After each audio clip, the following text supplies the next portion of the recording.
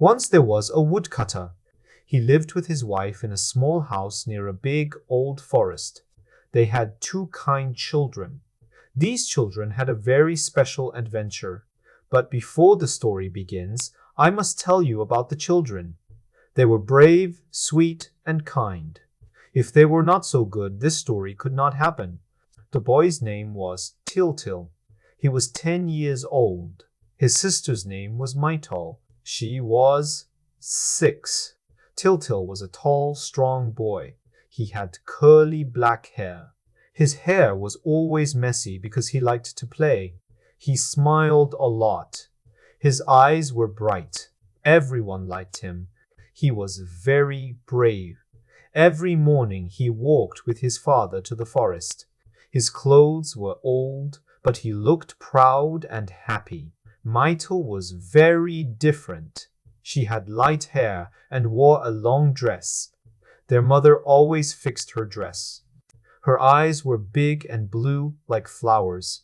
She was shy and scared easily, but she was loving and kind. She loved her brother very much. She was ready to go on a long and hard journey with him just to stay by his side. This story is about that journey.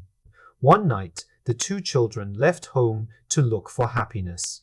Their house was very poor, so it stood across from a big rich house. From their window, the children could see the big house. At night, the windows were full of light. During the day, they saw the rich children playing in the gardens. Many people came from the city to see the flowers in the glass houses. One evening was very special. It was Christmas Eve.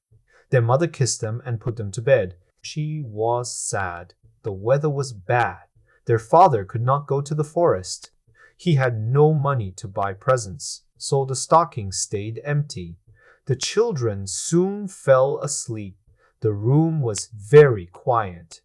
Only the cat purred, the dog snored, and the clock ticked. Then, suddenly, a bright light came through the shutters. The lamp turned on by itself. The children woke up. They yawned and stretched. "Mytyl," said Tyltyl. "Yes, Tyltyl," she answered. "Are you asleep?" "No." "Are you?" "No." "I'm talking to you. Is it Christmas Day now?" asked Mytyl. "Not yet," said Tyltyl.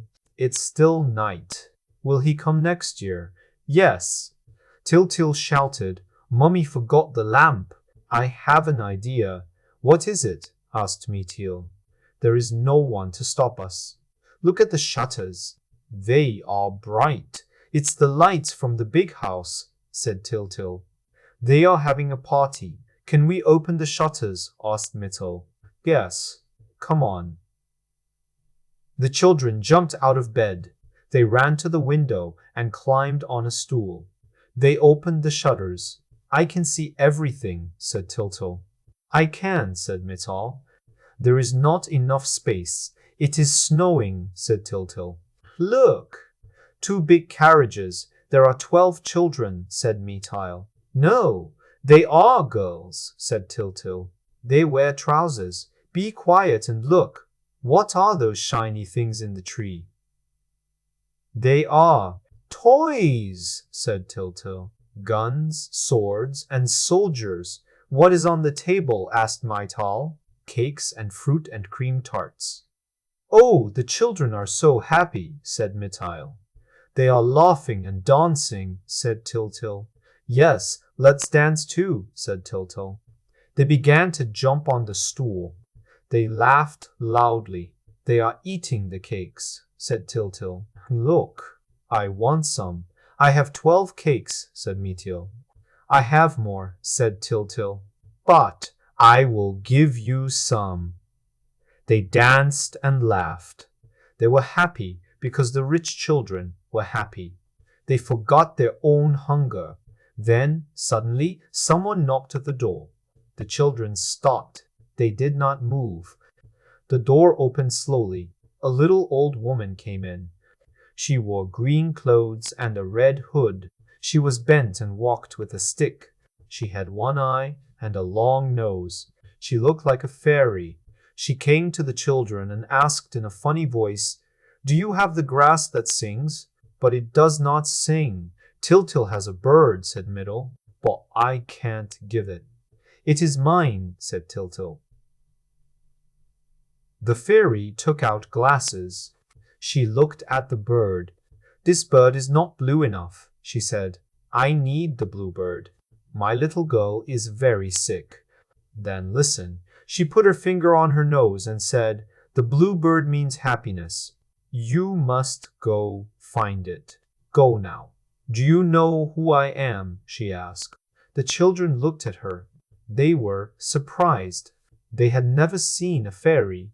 Tyltyl said kindly, "You look like Madame Berlingot, our neighbor. She had a shop next to their house." The shop was full of sweets, marbles, chocolate, and sugar dolls. At fair time, there were big gingerbread dolls with gold paper. Madame Berlingot was old and bent like the fairy. Her nose was big too, but she was kind and had a sweet little girl. The girl often played with Tyltyl and Mytyl, but she was often sick and had to stay in bed. She loved Tyltyl's dove and always asked to play with it. But Tyltyl loved the dove too much and never gave it to her. This story sounded just like what the fairy had said, so Tyltyl thought she must be Madame Berlingot. But the fairy was angry. She didn't want to look like anyone. She was a fairy and could change how she looked anytime. That night she looked old and had only one eye. Her hair was gray and thin. She was not happy. "What do I look like?" she asked. "Pretty or ugly? Old or young?" Tyltyl didn't know what to say. He looked away. Then the fairy said loudly, "I am the Fairy Berryloon." "Oh, that's okay," said Tyltyl, shaking with fear. The fairy smiled. The children were still in their night clothes, so she told them to get dressed. She helped Mytyl and asked, "Where are your father and mother?" "In there," said Tyltyl, pointing. "They are sleeping." "And your granddad and granny?" "They are dead." "Do you have little brothers and sisters?" "Yes," said Tyltyl. "3 brothers and 4 sisters," said Mytyl. "Where are they?" "They are dead too," said Tyltyl. "Do you want to see them again?" "Oh, yes. Please show them to us." "I don't have them in my pocket," said the fairy. "But you will see them in the land of memory. It's on the way to the Bluebird. It's just left after the 3rd turn. What were you doing when I came?" asked the fairy. "We were playing. We were pretending to eat cakes," said Tyltyl. "Do you have any cakes?" "There are cakes in the rich children's house. Come and look." "But it's not for you." "It's for them," said the fairy. "Yes, but we can watch them eat," said Tyltyl. "Aren't you angry with them?" "Why?" "They don't give you anything. They are rich." "It's okay. Look, it's all so beautiful." "It's the same here," said the fairy. "But you can't see." "Yes, I can," said Tyltyl. "I can see the clock on the church." "Daddy can't see that far." The fairy became angry again. "You can't really see," she said. She didn't care about the church clock. She wanted Tyltyl to see what was really good and beautiful in the world. She knew this was hard. Many people live and die without seeing the happiness around them. But she was a fairy, so she had magic. She took out a little green hat from her big bag. It had a white ribbon and a shiny diamond in the middle. "This hat is magic," she said. "When you press the diamond, you will see the soul of things. Turn it to the right and you see the past. Turn it to the left and you see the future." Tyltyl was very happy. He danced with joy. Then he got worried. "Daddy will take it away." "No," said the fairy. "No one can see it while it's on your head. Can I try it?" "Yes, try it," said both children. Clapping, Tyltyl put on the hat, and everything changed. The fairy became a beautiful princess in a silk dress with jewels. The cottage walls shone like jewels. The wooden chairs looked like marble. The children ran around, laughing and shouting with joy. "Oh, it's so pretty," said Tyltyl. Mytyl stood still. She loved the princess's beautiful dress. Then came more surprises. The fairy had said animals and things would come alive. Suddenly, the big clock opened. Soft music filled the air. 12 pretty dancers came out and danced around the children. "They are the hours of your life," said the fairy. "Can I dance with them?" asked Tyltyl. Then something very funny happened. A big fat man covered in flour came out of the bread pan. He was bread. He looked like a round old man. His face was like dough. His arms were thick and he couldn't touch his hands over his big belly. He wore a brown suit like a bread crust. On his head was a big bun like a hat. He came out of the pan, and many little loaves followed. They danced with the hours and made a big mess with the flour. The plates jumped up and down. The glasses clinked in the cupboard. The forks and knives made a loud noise talking together. It was loud and fun. But if it went on too long, Daddy and Mummy might wake up. Suddenly, a big red flame came out of the fireplace. It looked like fire was filling the house. Everyone ran into corners, scared. Tyltyl and Mytyl cried and hid under the fairy's cloak. "Don't be afraid," said the fairy. "It's just fire. He's nice, but don't touch him." They saw a tall red man smiling at them. He wore red clothes with shiny spots. Long red scarves moved like flames when he waved his arms. His hair stood up like fire. Then he started jumping all around the room like a crazy dancer. Tyltyl was still hiding, but he was feeling a little better. Then the fairy Berry Loon had a good idea. She pointed her wand at the water tap. Suddenly, a young girl appeared. She was crying like a fountain. It was water. She was very pretty, but looked very sad. Her voice was soft, like a stream. Her long hair reached her feet and looked like seaweed. She wore only a thin nightgown, but the water on her made her shine in many colors. At first, Water looked around. Then she saw Fire still dancing wildly. She got very angry and ran at him. She splashed him hard with water. Fire became angry and began to smoke. But now he couldn't fight. He moved to a corner. Water also stepped back. It looked like things were calm again. Tyltyl and Mytyl were no longer afraid. They turned around. The milk jug had fallen to the floor. It was broken into many pieces. From the broken jug, a pretty lady stood up. She looked scared and held her hands together. Tyltyl ran to her and hugged her. He knew at once that she was Milk. He liked her a lot and gave her a kiss. She looked like a young girl from a farm. Her dress was white and smelled like fresh hay and cream. Meanwhile, Mytyl was watching the sugar loaf on a shelf. It was moving from side to side.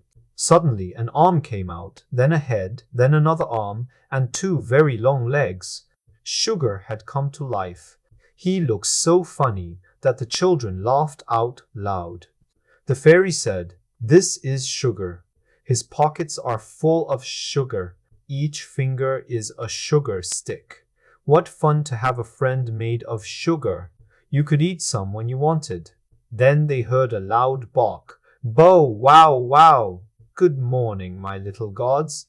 At last we can talk." He was very happy. Now he could speak. He loved his little masters very much. He walked on his back legs like a man and waved his front paws. He looked the same, short legs, smooth yellow fur, a big bulldog head with a black nose, but he was bigger now, and he talked. He talked very fast, trying to say everything he never could before.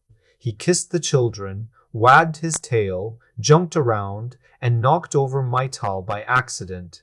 He ran all over the room, so full of joy. But then he saw the cat. Tylo didn't like the cat. He was very jealous. He had always hated her. He had even tried to hurt cats before. But now the cat was alive too, and she could talk. That made him very upset.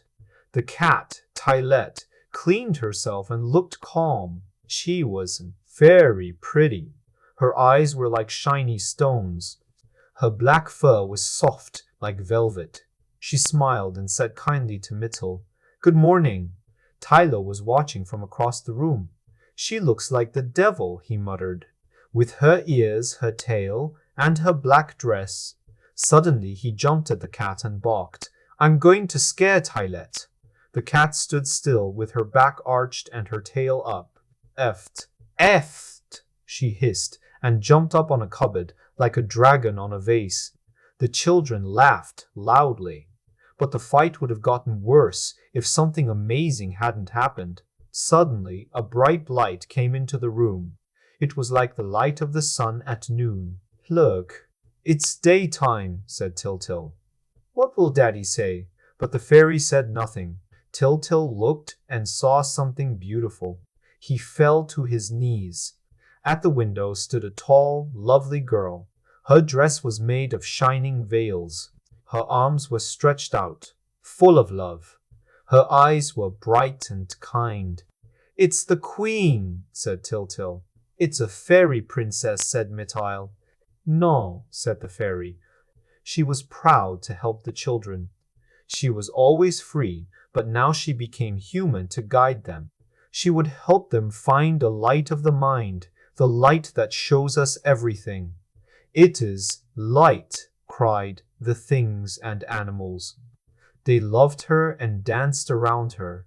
Tyltyl and Mytyl laughed and danced too. But then, bang, bang, someone knocked on the wall very hard.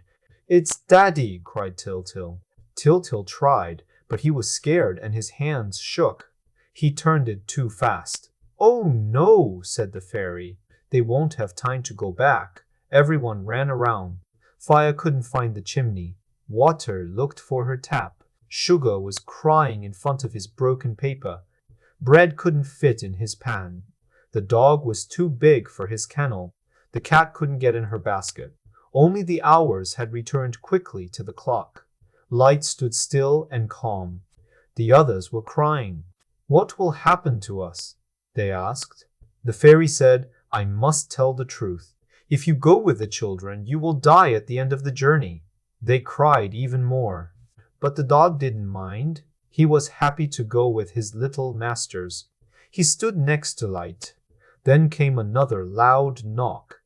"Daddy is getting up," said Tyltyl. "I hear his steps. You have no choice now," said the fairy.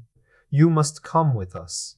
But be careful, Fire. Stay away from everyone. Dog, don't tease the cat. Water, don't run everywhere. Sugar, stop crying or you'll melt. Bread will carry the cage for the bluebird. Let's go," she said. She pointed her wand at the window. It became a door. Everyone walked out quietly. Then the window went back to normal. And so, on Christmas night, under the moonlight, with the church bells ringing, Tyltyl and Mytyl started their journey to find the bluebird that would bring them happiness.